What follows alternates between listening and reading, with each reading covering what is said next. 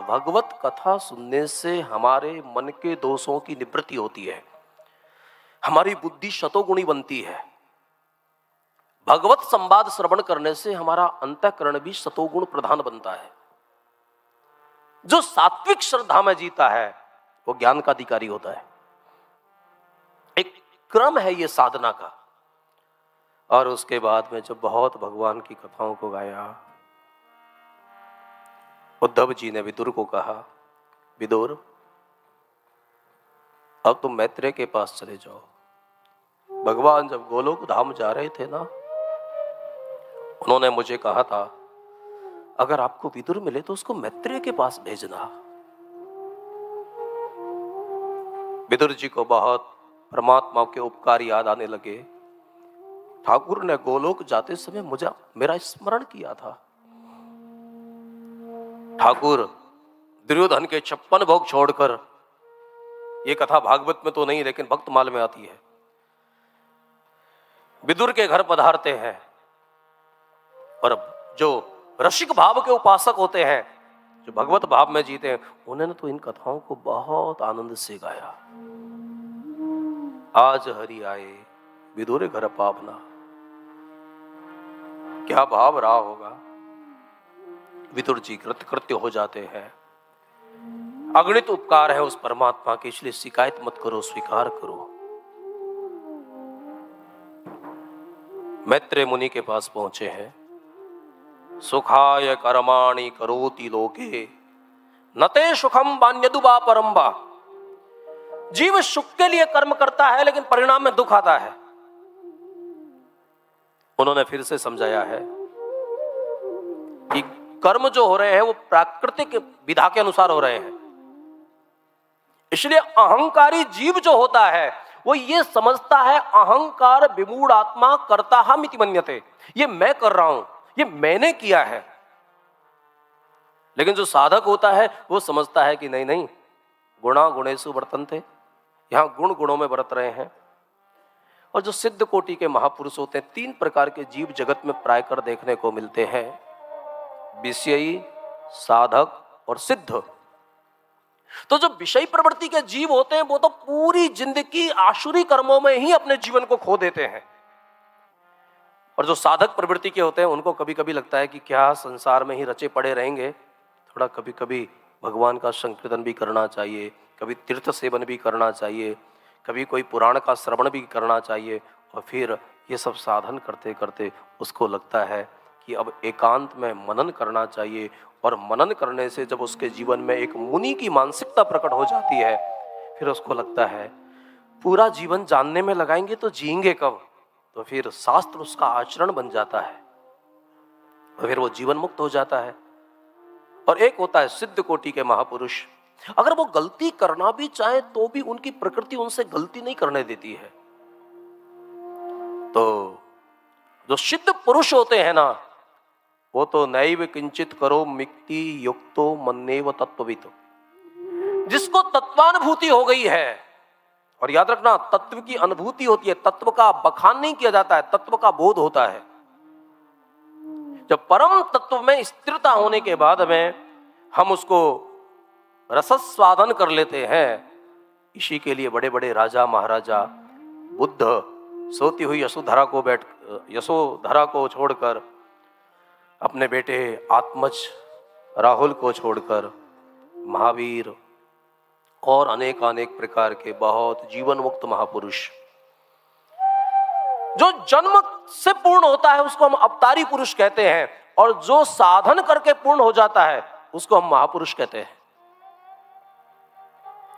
ये भारत जो है ना, सच में ऋषियों की धरा है, ये ऋषियों का देश है। यहां अनेक अनेक जीवन मुक्त ऋषभ भगवान जैसे और दत्तात्रेय जैसे, कपिल भगवान, कणाद, पतंजलि, वशिष्ठ, अत्रि, मैत्री, अनेक अनेक प्रकार की दिव्य चेतनाएं अवतरित हुई है। इसी के चलते भारतीय जो दर्शन है वो भौतिकवादियों के लिए नहीं है, वो आत्मा का अन्वेषण करने वाले तत्वज्ञ पुरुषों के लिए है। उसी अर्थ में भारत को विश्व गुरु कहा जाता है। फिर उन्होंने सृष्टि के क्रम को बताया। ये सृष्टियां मानसिक होती है। याद रखना, कोई भी हम कर्म को क्रियान्वित करते हैं, सबसे पहले उसका हमारे मन में विचार आता है। तन में मना शिव संकल्प वस्तु, हमारे संकल्प शुद्ध होने चाहिए। इसके लिए बार बार हमारे वेदों में कहा गया है,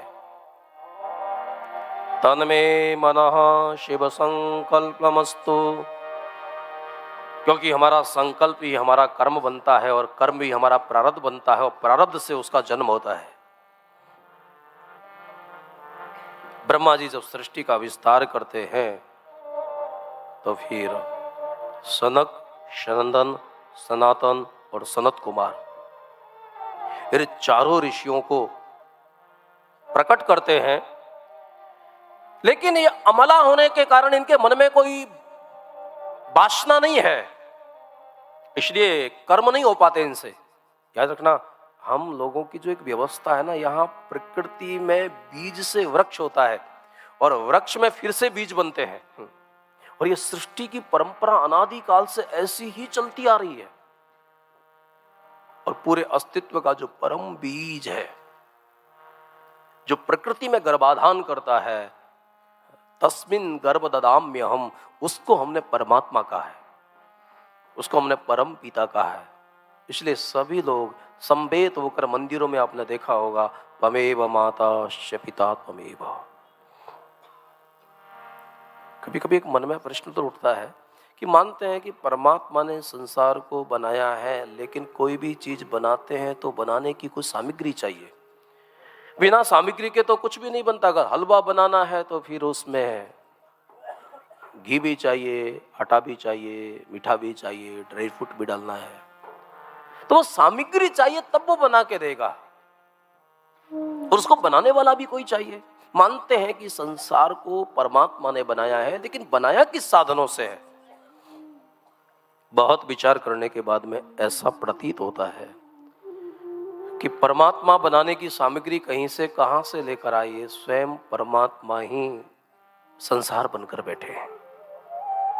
इसलिए जिन्होंने साधना करके अपने अंतःकरण को शुद्ध कर लिया है ना, उन महापुरुषों ने कहा है कि पूरा परमात्मा राम है। सिय राम मय सब जग जानी, सिय राम सब जग जानी, सिय राम मय सब जग जानी, सिय राम सब जग जानी। करहु प्रणाम चोर जुग पाणी, करहु प्रणाम जुग पाणी, करहु प्रणाम चोर जुग पाणी।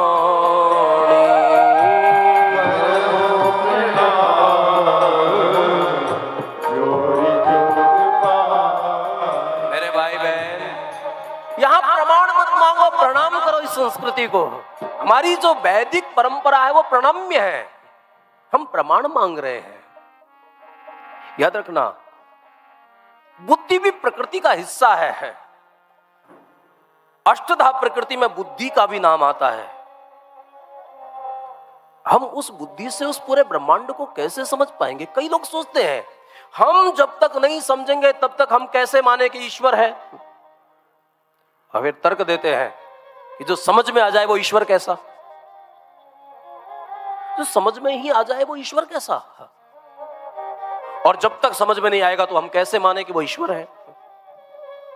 ये बुद्धि की ही एक चंचलता है। लेकिन ये बातें सीखी हुई नहीं होनी चाहिए, अहम ब्रह्मास्मि रटी हुई बात नहीं होनी चाहिए, ये आपकी अनुभूति होनी चाहिए। एक होता है रट लेना, ठीक है सिया राम में सब जग जानी, हमने तो पढ़ लिया है, याद भी कर लिया है, जहां भी जाते तो जाके बोल भी देते हैं, लेकिन क्या तुम्हारी ये अनुभूति है, ये आपकी अवस्था है? जो अनुभूति में बोलता है वो बुद्ध पुरुष है।